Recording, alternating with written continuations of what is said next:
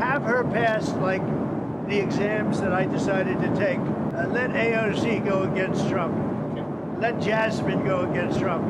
Now, as I've mentioned, not only do I want to see this contest happen, I want to make it happen. I believe this would be a once-in-a-lifetime television event. I want to give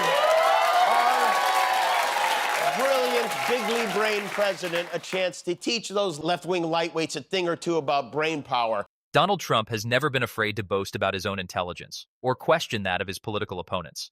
During a rally, Trump described Representatives Jasmine Crockett and Alexandria Ocasio-Cortez as having low IQs and suggested they should take the same exams he says he has passed. Those comments immediately caught the attention of late-night host Jimmy Kimmel. Rather than simply mocking the remarks, Kimmel jokingly proposed turning Trump's challenge into a nationally televised event. "Let's make it happen," Kimmel told his audience. "I want to give our brilliant, bigly-brained president a chance to teach everyone a lesson." The crowd erupted with laughter, and the feud was officially on. But I've taken now 3 cognitive tests. I've aced every single one of them. And they're clapping for that. Listen, I'm not sure being asked to take 3 cognitive exams is quite the flex he thinks it is. Kimmel wasn't finished. He turned his attention to Trump's repeated claims that he had aced 3 cognitive tests. Trump has often pointed to those tests as evidence that he remains mentally sharp. But Kimmel questioned why taking multiple cognitive exams should be considered a political achievement. "I'm not sure being asked to take 3 cognitive exams is quite the flex he thinks it is," Kimmel joked. Then he imagined asking Trump to explain what was actually on the test, setting up another wave of laughter from the audience. I aced for the 3rd straight time my cognitive exam, something which no other president or previous vice president was willing to take, or asked to take, by the way. These cognitive exams, they're about as difficult as the maze on the back of a box of Captain Crunch, but he's still very proud of his performance. The jokes became even sharper as Kimmel compared the cognitive exam to a simple children's puzzle. He quipped that the test was about as difficult as the maze on the back of a cereal box, before joking that Trump still seemed incredibly proud of his performance. The audience laughed loudly, while clips of the monologue quickly spread across social media. You know, we've been hearing so much about these cognitive tests he keeps acing. You guys know what ace means? Okay. All right. And I've offered him the opportunity to take the test live on television. He still hasn't gotten back to me on it. So in the interest of fairness, and also to get a sense of what he keeps babbling about, we got in touch with a doctor who gives this test regularly. But Kimmel didn't stop at jokes.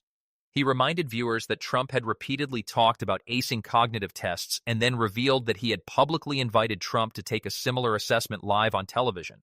Kimmel said he even contacted a doctor who regularly administers the exam so viewers could see what it actually involves. According to Kimmel, the invitation was meant to settle the debate in front of millions of people. Whether Trump would ever accept, however, remained an open question.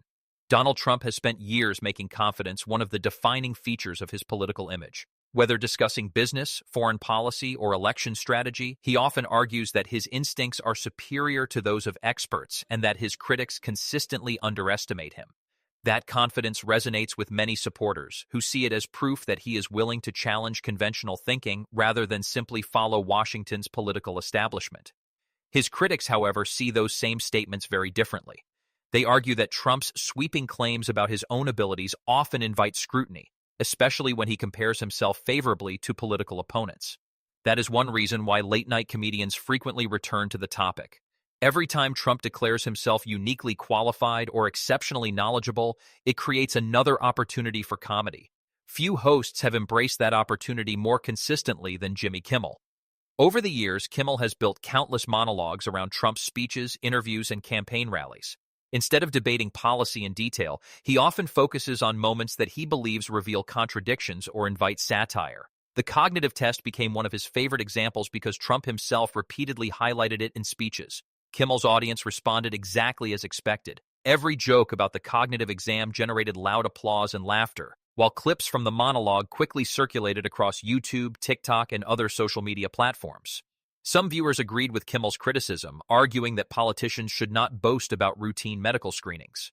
Others defended Trump, saying he was simply responding to repeated questions about his health and fitness for office.